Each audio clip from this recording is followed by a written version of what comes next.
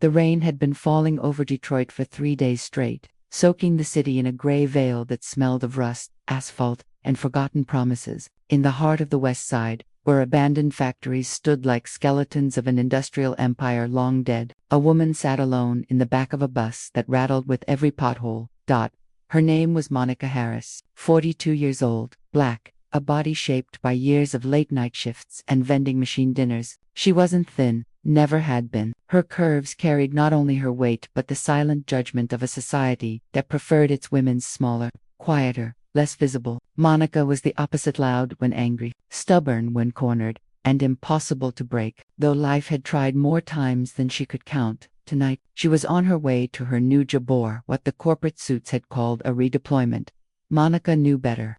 It was a demotion, wrapped in a shiny HR envelope. She had once been the operations manager of a mid-level subsidiary, reporting to executives who never remembered her name but always remembered her mistakes. But the company had been bleeding money for years, and when the board demanded cuts, Monica was sent down the ladder like a stone sinking in dark water. Now, she was headed to a warehouse on the outskirts of town, a place everyone in the company whispered about, a graveyard of products that didn't sell, staffed by rejects and has-beens. She had been told she would supervise that, though rumors claimed the last supervisor quit after 2 weeks, muttering something about sleeping on boxes instead of a bed. The bus stopped. Monica stepped into the drizzle, her cheap umbrella already struggling against the wind. Ahead of her rose the warehouse, an ugly, rectangular monster with broken windows patched by duct tape, graffiti scars on its brick skin, and a faded sign that still carried the company's logo. Inside, yellow light flickered through the cracks, like the building was breathing. Monica inhaled deeply, squared her shoulders, and walked inside. The warehouse smelled of dust, mildew, and despair. Mountains of products, stacked to the ceiling, loomed over narrow aisles, old futons wrapped in plastic, boxers of knockoff kitchen appliances, entire pallets of miracle cleaning sprays no one had ever believed in. It looked less like a business and more like a junkyard dressed in corporate branding. "Welcome." To the end of the line, a voice drawled. Monica turned. A man in his 50s leaned against a forklift, smoking even though the no smoking sign glared above him. He wore a name tag that said Eddie. His eyes scanned her, curious, maybe even amused. "You're the new boss?" he asked. "I guess so," Monica said, "though it doesn't look like anyone's been running this place." Eddie chuckled, exhaling smoke. "That's because no one wants to. They send folks here when they don't know what else to do with them. You'll figure it out." Monica looked around. The few employees she saw moved like shadows, dragging boxes, counting items without enthusiasm. One woman, her hair tied with a scarf, gave Monica a sympathetic nod, like she already knew what it felt like to be sentenced here. Her office turned out to be a small glass cube on the mezzanine, overlooking the chaos below. Inside, the desk was dusty, the computer outdated, and the chair squeaked like a dying animal when she sat down. On the wall hung a single motivational poster, the kind with a soaring eagle and the word success in bold letters. The irony was almost cruel. For the next few hours, Monica tried to make sense of the inventory reports, but the numbers blurred together. Loss after loss, month after month. This wasn't just a graveyard of products, it was where careers came to die. She had been buried alive in paperwork, and the soil was made of failures. When the clock struck midnight, most of the workers clocked out, leaving silence behind. Monica stayed, walking among the aisles. The fluorescent lights hummed, her footsteps echoed, and then, as she passed a mountain of unsold futons, something made her stop. She stared at them, rows of folded bedding, wrapped tight in clear plastic. "Disposable dreams," she muttered. But then, her gaze sharpened. She pulled at the packaging, pressed her hand against the fabric. It was cheap, yes, but not useless. Her mind, exhausted yet restless, began turning the way it always did when she was cornered, searching for possibilities. What if these weren't just food? What if they could be something else? Her imagination caught fire. She pictured the futons cut, stitched, reshaped. They could be transformed into something practical, something trendy even. Outdoor cushions for summer parties, emergency beds for disaster shelters, convertible furniture for cramped city apartments. The materials were here, mountains of them, and no one cared what happened to them. Monica's heart pounded. For the first time in weeks, she felt a spark, a dangerous, exhilarating spark. She hurried back to her office, opened the dusty laptop, and began sketching ideas on a notepad. Her handwriting was messy, but her mind was clear. She didn't know if it would work, or if anyone would even listen. But she knew one thing. She was not going to die in this warehouse. As dawn broke and sunlight crept through the dirty windows, Monica looked at her notes, her eyes blazing with determination. "This place is a graveyard," she whispered, "but maybe I can make it into a battlefield." And just like that, the woman everyone had written off as finished, forgotten, obsolete began plotting her comeback. The second morning in the warehouse felt heavier than the first. The rain had cleared, leaving Detroit bathed in a watery sunlight that did little to warm the broken asphalt or the people walking across it. Monica Harris arrived with a paper cup of coffee clutched like a lifeline, her body aching from lack of sleep. She had spent half the night sketching plans and imagining futures no one had asked for, and the other half convincing herself she wasn't crazy. The warehouse was awake when she entered, forklifts growling, voices echoing through the steel rafters. But the atmosphere was the same as yesterday, heavy, defeated, like everyone was waiting for the clock to run out. The employees worked in silence, their movements mechanical. To them, this place wasn't just a job, it was exile. Monica climbed to her glass office, set down her coffee, and stared out over the warehouse floor. Her notes from last night sat open, daring her to do something with them. She tapped her fingers on the desk. Every logical voice in her head told her to shut the notebook. Play by the rules, survive the humiliation until maybe, just maybe, the company reassigned her. But the other voice, the louder one, whispered, "You can't survive by shrinking. You've got to fight." Her chance came sooner than expected. A commotion broke out in aisle 12. Monica hurried down the stairs, heels clicking against the metal steps. She found Eddie, the forklift guy, arguing with a younger man whose arms were covered in tattoos. Between them, a pallet of futons leaned precariously, boxers tilting like dominoes ready to fall. "What's going on here?" Monica demanded. Eddie blew smoke from his cigarette and gestured at the stack. "These were supposed to be shipped last week. Wrong labels. So now they're stuck here, again." The tattooed man muttered, "We should just burn them and be done with it." Monica's eyes narrowed. Burn them? That was money even if it was disguised as junk. She stepped closer, pressing her hand against the plastic wrap of the futon boxes. There it was, again, the spark from last night. She saw not what they were, but what they could be.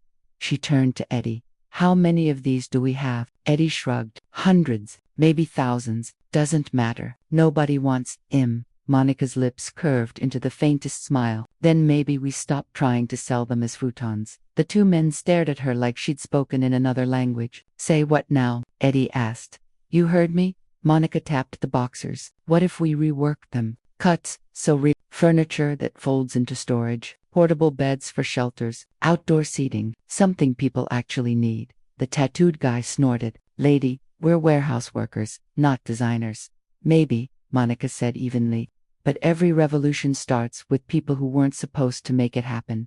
For a moment, silence hung between them. Then Eddie chuckled, shaking his head. "You've got guts, I'll give you that. But the higher-ups will never go for it. They don't care what happens here, long as it doesn't cost them." Monica's eyes gleamed. "Then we won't tell them." "Not yet." By noon, Monica had gathered a small group of workers in a corner of the warehouse. Some came out of boredom, others out of curiosity. They watched as she tore open the packaging of a futon and spread it out on the floor. "Look at this," she said, running her hands over the fabric. "It's cheap, but sturdy enough. With a little stitching, it could become something else." The scarf-haired woman from yesterday, her name was Latresse, stepped forward. "I know how to sew. My grandma taught me."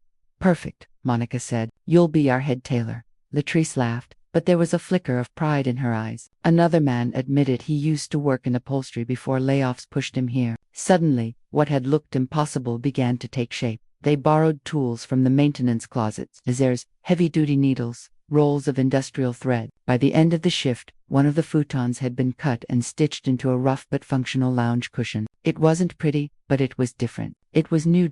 The workers gathered around, murmuring. Eddie scratched his chin. "Damn, maybe you're onto something." Monica grinned, sweat beading on her forehead. "This is just the beginning." That night, after the others left, Monica stayed behind. She sat in her squeaky chair, staring at the cushion they'd made. It was lumpy, uneven, and probably not worth a dime in its current state, but to her, it was gold, proof that failure could be reshaped. She thought about her daughter. Naya, 16 years old, who had rolled her eyes when Monica told her about the transfer. "Mom, it's not fair," Nia had said. "You don't belong in some dump." Monica had smiled, pretending strength, but the truth was, she had felt exactly that. Now, she imagined telling Nia about this project. Maybe, just maybe, her daughter would see her not as a failure, but as a fighter. The warehouse hummed with silence. Outside, the city lights flickered like tired stars. Monica leaned back in her chair, exhaustion pulling at her bones. Yet beneath it all, a wild determination burned.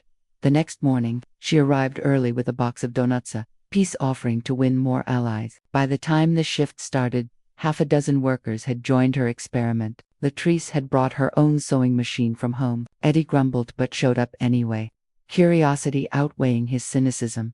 They set up a makeshift workshop in a forgotten corner of the warehouse. The hum of the machine joined the grind of forklifts, stitching life into what had once been dead stock. Every new cushion, every reworked futon, was a small rebellion against the corporate indifference that had buried them here. Word spread among the workers. Even those who scoffed at first began stopping by to watch, to suggest improvements, to imagine possibilities. For the first time in years, the warehouse buzzed with something more than despair. It buzzed with hope, but hope is fragile, and enemies grow where it threatens the status quo. On the third day, a sleek black car pulled up outside. From it emerged Mr. Caldwell, a regional manager in a tailored suit, with the permanent sneer of a man who believed his time was worth more than anyone else's life. He strutted into the warehouse, clipboard in hand, eyes sharp as razors. "Surprise inspection," he announced, voice dripping with arrogance. The workers stiffened. Eddie muttered under his breath. Monica stepped forward, wiping her hands on her jeans. "Mr. Caldwell," she said evenly, "didn't expect you today." "That's the point of a surprise." He smirked, scanning the aisles. Then his gaze landed on the corner where the reworked cushions sat piled, evidence of their rebellion. His eyes narrowed. "What's this?" Monica's heart pounded, but she forced a calm smile. "Innovation, a way to make use of unsellable stock. We're turning losses into opportunities." Caldwell sneered. "Opportunities? This isn't your job, Harris. Your job is to store products, not play fashion designer." "Who authorized this?" "No one," Monica admitted. "But look at the numbers. We can cut waste, generate revenue." "Stop." Caldwell's voice cracked like a whip. "This is not how we operate. You're wasting company resources. Shut this nonsense down immediately." The warehouse floor went silent. The workers' faces hardened, not just at Caldwell, but at the crushing weight of the system he represented. Monica felt their eyes on her, waiting to see if she would fold. She took a step closer, to Caldwell, her voice steady but burning. "With all due respect, sir, this isn't nonsense. This is survival. For this warehouse, for these people. You can shut us down, but you can't stop us from seeing what's possible." For a flicker of a second, Caldwell looked unsettled, but then his sneer returned. "We'll see about that." He turned sharply and stormed out, heels clicking like gunshots. The moment he was gone, Eddie muttered, "Well, we're screwed." Monica looked around at the workers, at the pile of cushions, at the spark she had lit. "No," she said firmly, "we've only just started. Let them try to stop us." And in that defiance, the warehouse became more than a graveyard. It became a battleground. The warehouse had never felt so alive. For years it had been nothing but a mausoleum for forgotten goods, a place where people came to die quietly in fluorescent light. But now, because of one stubborn woman with a notebook full of speeches, the air buzzed with energy. Every corner whispered possibility. Latrice's sewing machine rattled like a heartbeat. Eddie's forklift doubled as transport for half-finished prototypes. Workers who used to clock in like zombies now argued passionately over designs, over colors, over whether a cushion should fold once or twice. But over all of it hung a shadow: Caldwell's threat. 3 days had passed since the inspection. Caldwell hadn't returned, but everyone knew he would. Bureaucrats thrived on control, and Monica had poked a hole straight through his armor. Now, every stitch they sewed, every cushion they stuffed, felt like an act of rebellion. Monica knew they had to move fast. If Caldwell shut them down, they needed proof, something undeniable, that their idea wasn't just a dream. They needed buyers. That night, after most of the crew left, Monica sat in her glass office staring at her phone. Her contact list felt like a graveyard: 2 old colleagues who no longer answered, family members who offered pity instead of help. But one name stood out: Carla Jennings. Carla owned a small furniture store downtown. the kind that survived by chasing trends the big chains overlooked. She and Monica had met years ago at a community business expo, where Carla had impressed her with street-smart instincts. If anyone would take a risk on repurposed futons, it was Carla. Monica hesitated, then dialed. The phone rang twice. "This better be good, Monica. It's almost midnight."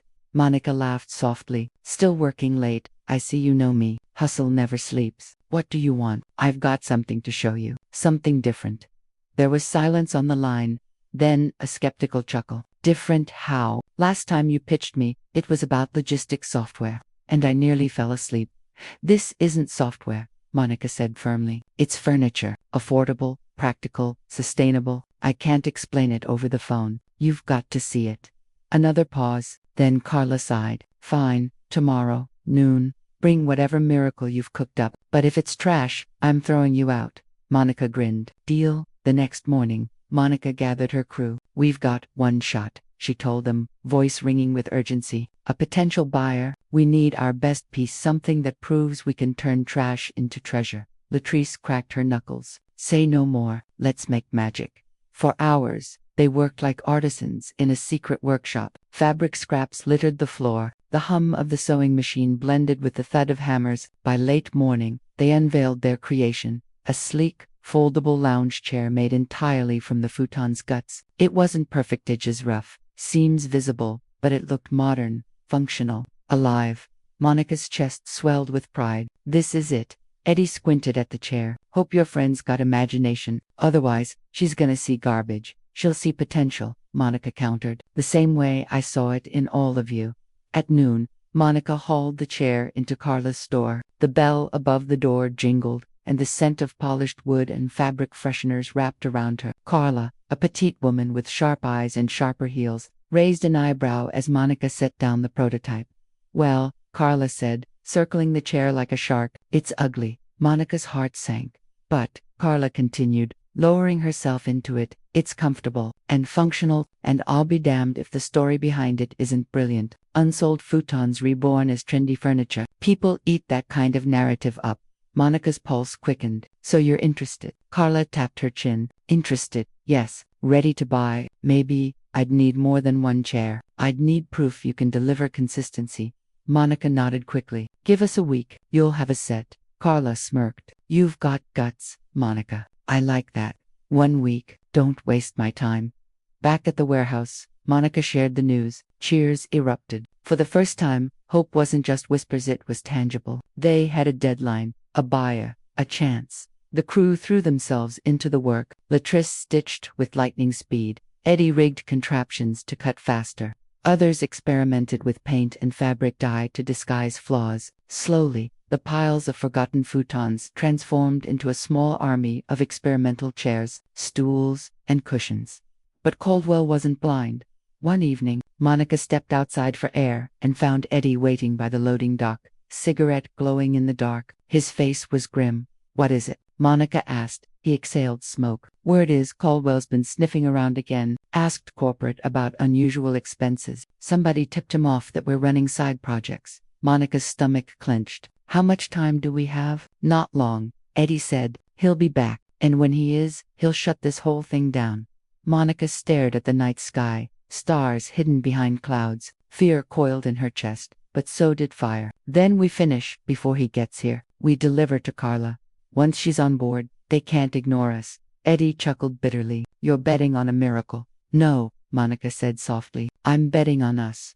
The next days blurred into a frenzy of work. Sleep became a luxury. Monica barely went home, surviving on vending machine snacks and gallons of coffee. Nia called once, worried, but Monica promised her it was worth it. "Trust me, baby girl. I'm building something bigger than either of us."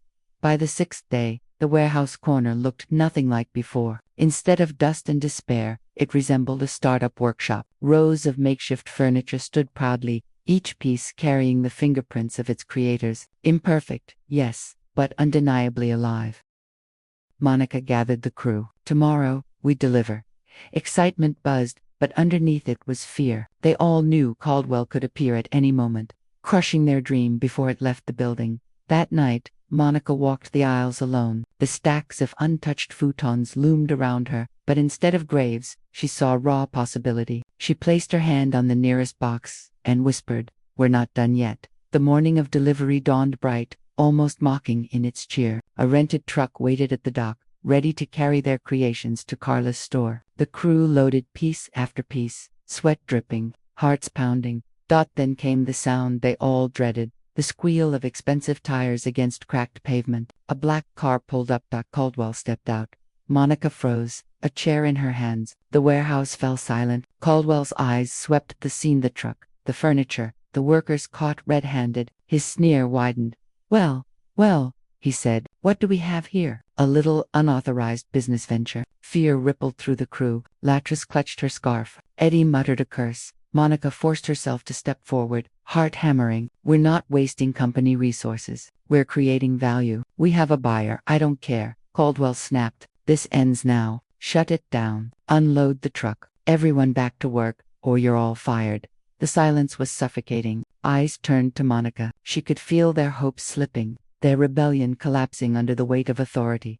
Her throat tightened, but she stood tall. "No," she said, voice shaking but firm. "We're delivering this order. If you want to stop us, you'll have to fire me first." Caldwell's face darkened. "Don't tempt me."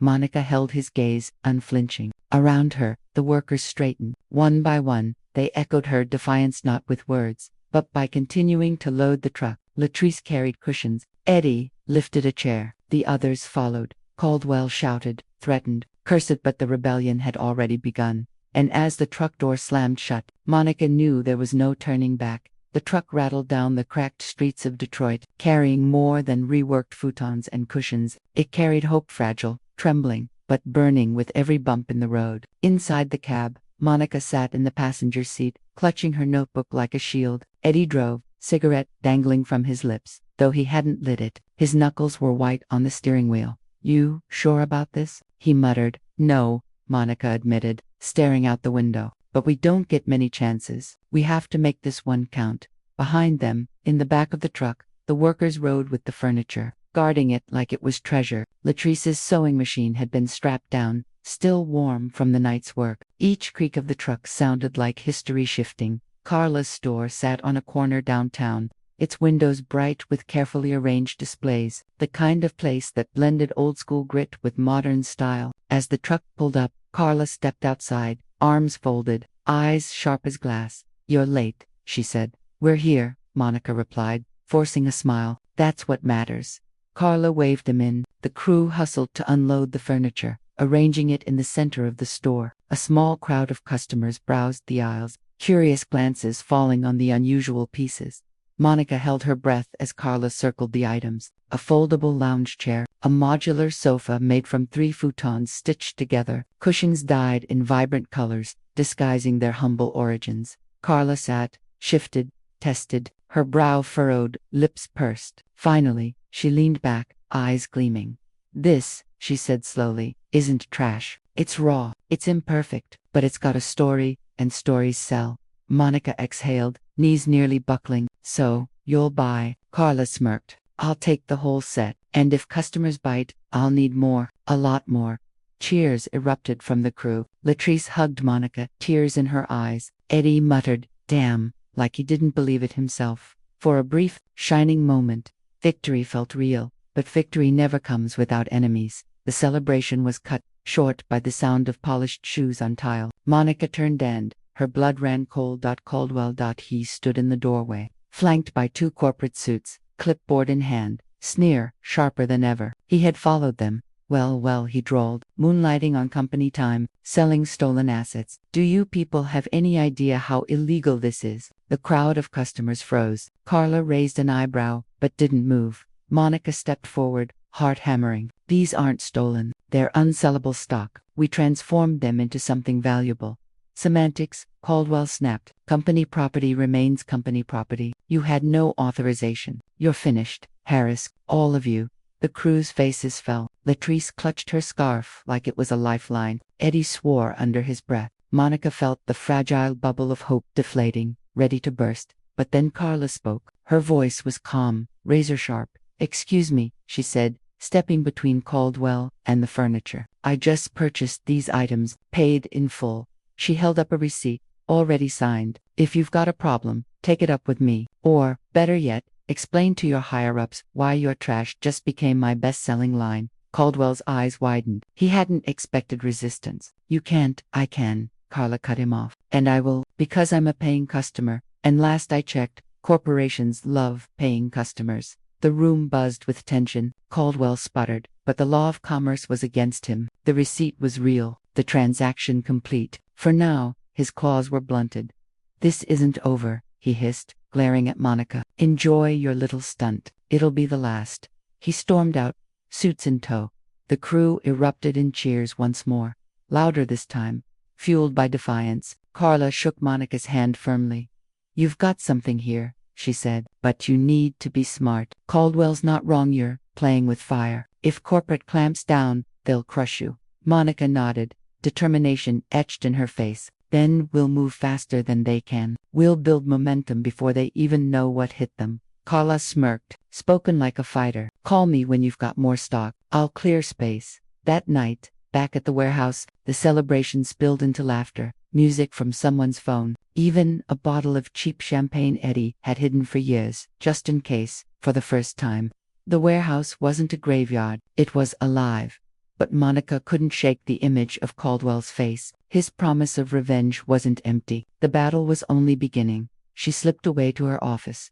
Notebook opened under the flickering light. Her pen flew across the page. Designs, strategies, marketing pitches. She thought of Carla's store, of customers walking out with pieces born from failure. She thought of her daughter, of proving to Naya that reinvention was possible at any age. And she thought of Caldwell, sharpening his knives. This isn't just business anymore, Monica whispered to herself. This is war. Days turned into a blur of work and resistance. Orders trickled in from Carla's customers, who loved the quirky, eco-friendly designs. Social media posts appeared, a local influencer praising the upcycled chic furniture, a community shelter requesting bulk cushions for emergency housing. The warehouse transformed, no longer silent. It pulsed with energy, laughter, and the whir of machines. Workers who once dreaded each day now fought over who got to design the next prototype. They weren't just employees anymore, they were creators, rebels, dreamers. But Caldwell was watching, always watching. One morning,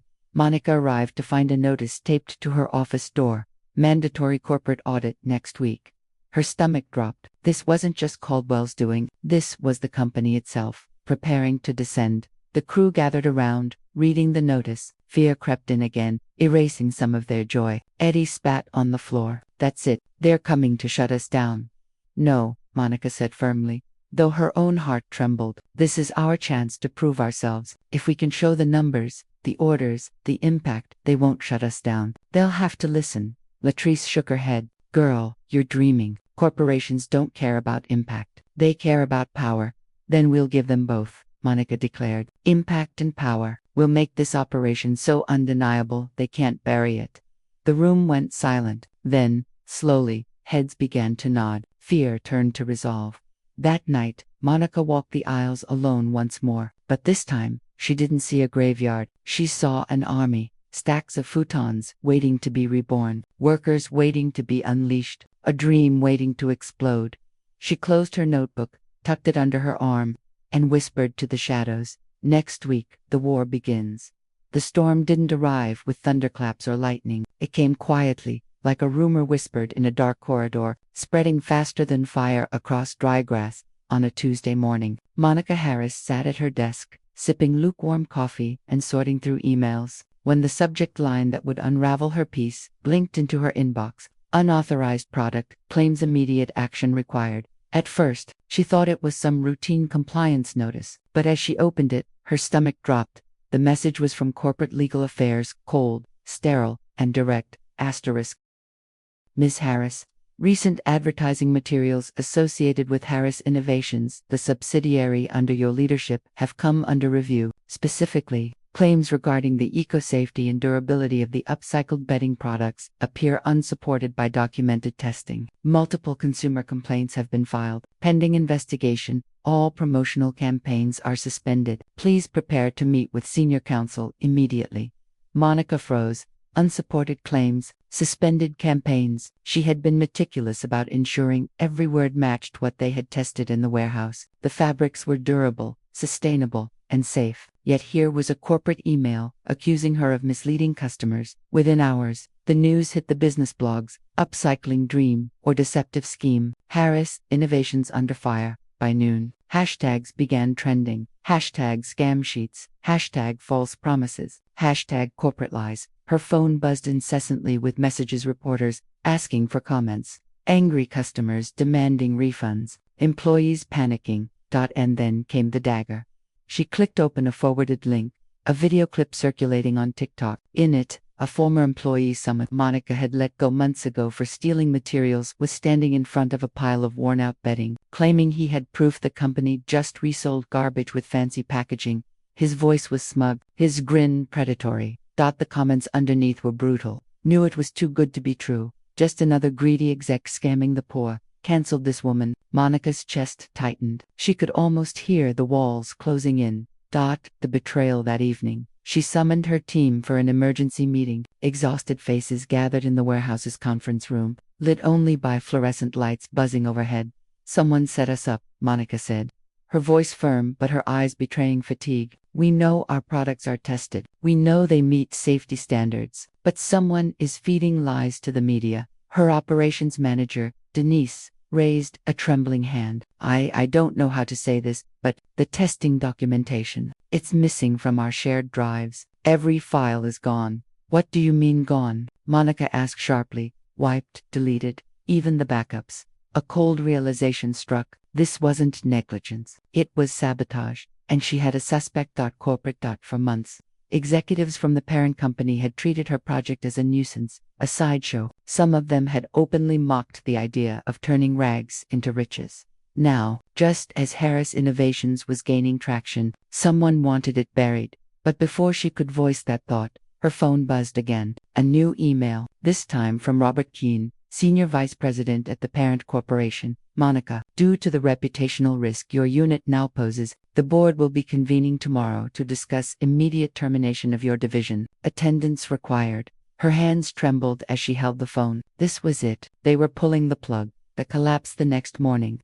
Monica sat in the sleek glass boardroom of corporate headquarters, a world away from her humble warehouse. The executives around the table wore polished suits, their faces unreadable masks. Robert Keane leaned forward, fingers steepled. Ms. Harris, your project began as a charity case. Let's be honest. We indulged it. But now, you've endangered this company's reputation. We cannot allow unverified claims to continue tarnishing our brand.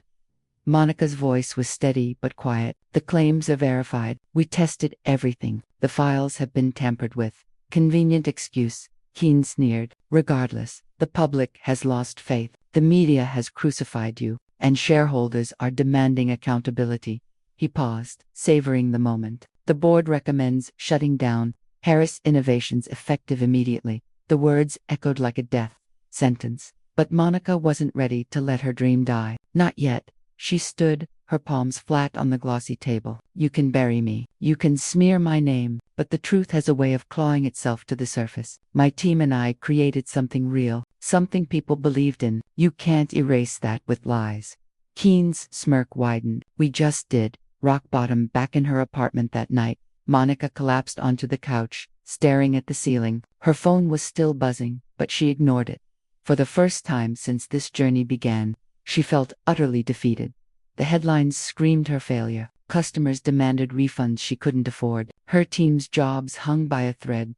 And worst of all, her daughter Jasmine, her biggest supporter, called with a trembling voice. Mom, kids at school are saying you're a fraud. Is it true? That shattered her more than anything else. Monica's eyes welled with tears. No, baby, it's not true. But right now, it feels like nobody believes me. Her daughter's silence on the other end was heavier than any accusation. When the call ended, Monica curled into herself, sobbing quietly. For once, she considered quitting, walking away from the fight, from the pain, from the humiliation. But deep down, a tiny flame refused to go out. The spark of defiance 2 nights later, as Monica sat in her dimly lit warehouse, surrounded by unsold bedding stacked like tombstones, Denise approached her with a USB drive. I think I found something, Denise whispered. Monica blinked. What is it? I went digging through the old server logs. Whoever deleted the testing files wasn't very careful. I recovered fragments. And look, on the tiny laptop screen, bits of data came back to life. Timestamps, signatures, proof that the products had passed every required safety and durability test. Monica's pulse quickened. This was the evidence she needed. But before she could feel hope, Denise added, if we release this, they'll come after us harder. The parent company won't let this see the light of day. Monica clenched her fists. Then we won't give them the choice. We'll take it public. For the first time in days, Monica felt her spine straighten. She wasn't done fighting. They wanted to break her, but this wasn't the end. It was the beginning of war.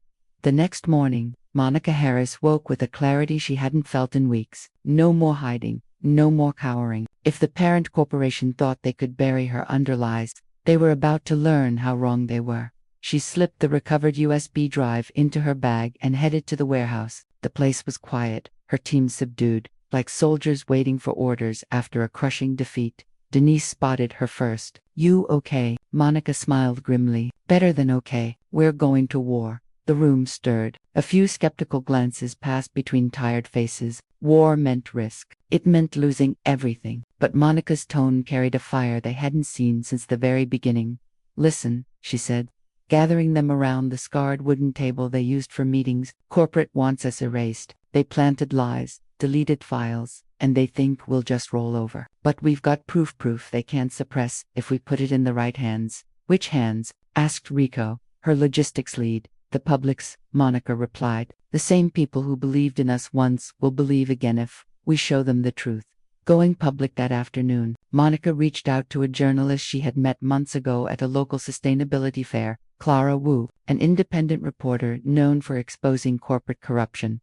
When Clara picked up, her voice was sharp but cautious. Monica Harris, I thought you'd gone underground. I've been set up, Monica said flatly, and I can prove it. There was a pause. Then Clara said, you'd better have more than words. I do. Meet me tonight. You'll see for yourself. At a dimly lit cafe downtown, Monica slid the USB drive across the table. Clara plugged it into her laptop, her brow furrowing as lines of data scrolled across the screen, testing records, compliance reports, timestamps that predated the alleged scandal. This, Clara whispered, if this is legit, it blows the whole narrative apart. They didn't just sabotage you, they lied to investors, regulators, and the public. Monica nodded, and they almost destroyed me in the process.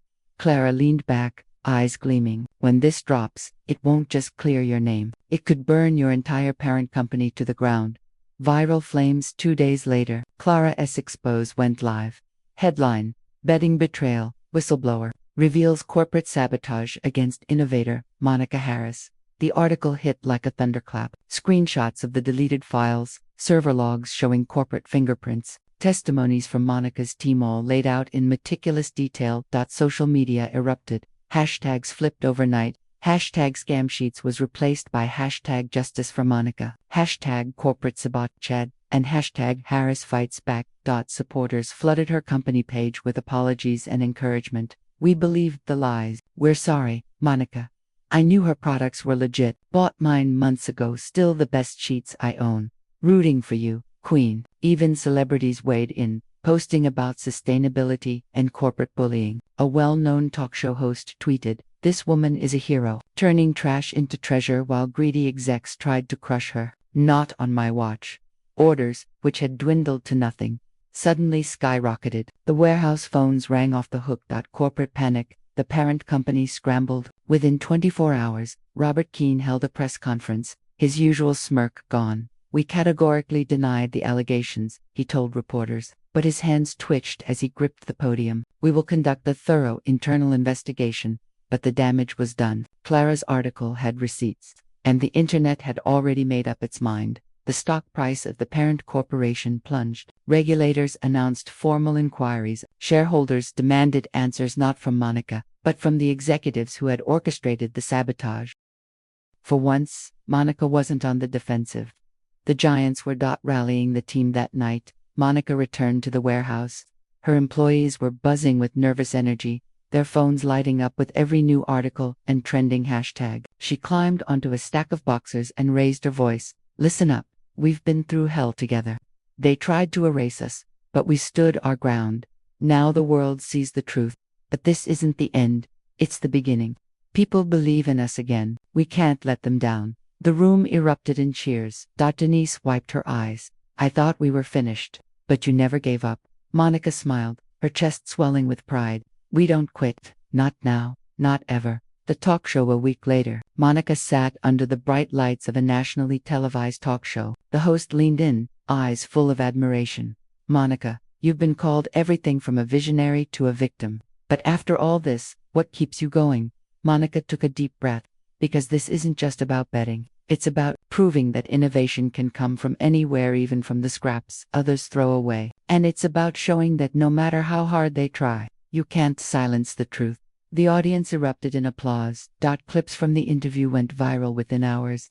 Monica's face, once plastered across headlines as a fraud, was now celebrated as a symbol of resilience. A dangerous offer, but victory came with a shadow. One evening, as Monica left the warehouse, a sleek black car pulled up. The tinted window rolled down to reveal a man in a tailored suit she didn't recognize. Miss Harris, he said smoothly, I represent interests who admire your tenacity. They'd like to make you an offer. Substantial funding, expansion opportunities. All we ask in return is your discretion. Forget the crusade. Let the corporation clean up quietly. Monica narrowed her eyes. You mean, take the money and shut up? The man smiled thinly. Think of your daughter. Think of your future. For a brief moment, temptation flickered. After everything, who wouldn't want security? A fresh start without constant battles. But then she remembered Jasmine's trembling voice on the phone, asking if her mother was a fraud. She straightened her shoulders. Tell your bosses, I didn't fight this hard to sell my silence. My voice is the one thing they can't take from me. The man's smile faded. You'll regret that. The car rolled away, leaving Monica under the streetlights, her resolve hardening. Firestorm the next morning. Another wave of headlines exploded. Secret bribes attempted in Harris's case. Clara had somehow caught wind of the late-night encounter and published it. Now, the scandal wasn't just about sabotage, it was about corporate corruption at the highest level. Regulators announced subpoenas. Protesters gathered outside the corporation's headquarters, waving signs. Hands off Harris. Stop the lies. Justice for innovators. The world was watching. And Monica, for the first time, she felt like she wasn't fighting alone, preparing for the final battle still. She knew the war wasn't over. The corporation wasn't going to fold easily. They had money, power, and connections. But Monica had something stronger now. Truth, allies, and a public that finally believed in her. One night, as she stood in the warehouse, the stacks of upcycled bedding gleaming under warm light, Denise asked quietly, "What's next?" Monica looked around at her team, her family, her legacy. Next, she smiled. We finish what we started. We don't just survive, we lead. And we show the world what real innovation looks like. Her voice rang out, filled with defiance and hope. This isn't just our fight anymore. It's a revolution. The courtroom smelled faintly of polished wood and old paper, a space designed to intimidate. Rows of journalists filled the benches, pens poised like daggers. Cameras flashed as Monica Harris walked in, her shoulders squared, her chin lifted. She wasn't here as a victim anymore. She was here as the woman who had exposed one of the biggest corporate scandals of the decade. Across the aisle sat Robert Keane and his team of lawyers, faces tight with forced confidence. He glanced at Monica, lips curling in disdain. But for the first time, his eyes betrayed unease. The hearings began with the government presenting evidence of corporate sabotage, fraud, and obstruction. Screens lit up with recovered emails. Executives discussing how to bury Harris innovations before it becomes a distraction. Monica's stomach turned as her life was reduced to bullet points and boardroom chatter. But she held her ground. Then came her turn to testify. She stood, facing rows of strangers who would decide her fate. My name is Monica Harris, she began, her voice steady. I started Harris Innovations with nothing but cast-off fabric and a belief that waste could become worth. When our work gained traction, my own parent company tried to erase us. They deleted evidence, spread lies, and left me to be crucified in public. But what they couldn't delete was the truth. She lifted a hand, her voice rising. Innovation doesn't belong to boardrooms. It belongs to people who dare to dream. And no amount of power or money should silence that. The room went silent. Even the clicking of reporters' keyboards paused. When she stepped down, Denise caught her eye from the gallery, mouthing, "You did it." The verdict after days of testimony. The judge's gavel struck. The court finds the defendants Robert Keene and associated executives guilty of fraudulent misrepresentation, evidence tampering, and conspiracy to obstruct innovation. Harris Innovations will be reinstated as an independent entity under Ms. Harris's leadership, with restitution awarded for damages sustained. Gasps filled the courtroom. Monica's knees almost buckled with relief. Keene's face twisted in fury, but the bailiffs closed in. For once, the smugness was gone. The aftermath news coverage was relentless. David beats Goliath. Monica Harris triumphs over corporate giants, from warehouse to courtroom. Hero, the woman who refused to be silenced. Overnight, Monica became not just a businesswoman but a symbol. Universities invited her to speak. Investors approached her with offers. Environmental groups hailed her as a champion of sustainable innovation. But Monica turned most of them down. She wasn't chasing fame. She wanted to build, to create, to prove that her dream wasn't just a headline. A new beginning months later. The warehouse buzzed with life again. Machines hummed, fabric rolled, and employees old and new worked with renewed purpose. Jasmine, now proudly wearing a Harris Innovations t-shirt, darted between tables, helping fold bedding. "Mom," she said with a grin, "kids at school call you a superhero." Monica laughed, pulling her daughter close. "I'm no superhero, baby. I'm just stubborn." But deep down, she knew it was more than stubbornness. It was vision. It was courage. It was refusing to quit when the world told her to. The legacy at the company's first official relaunch event. Monica stood before a crowd of supporters, press, and community members. Behind her, a banner read, "From waste to wonder, a future reimagined." She spoke from the heart. "We were told we were nothing. We were told to give up. But we turned scraps into strength, and lies into truth.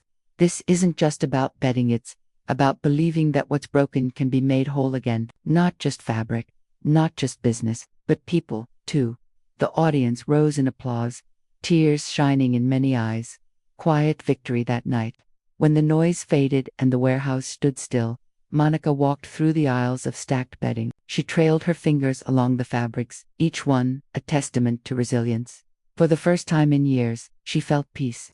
Not because the fight was over, but because she knew she could face whatever came next. She wasn't the woman who had been cast aside anymore. She was the woman who had fought back and won. And as she turned off the lights and stepped into the cool night air, Monica whispered to herself, "This is just the beginning."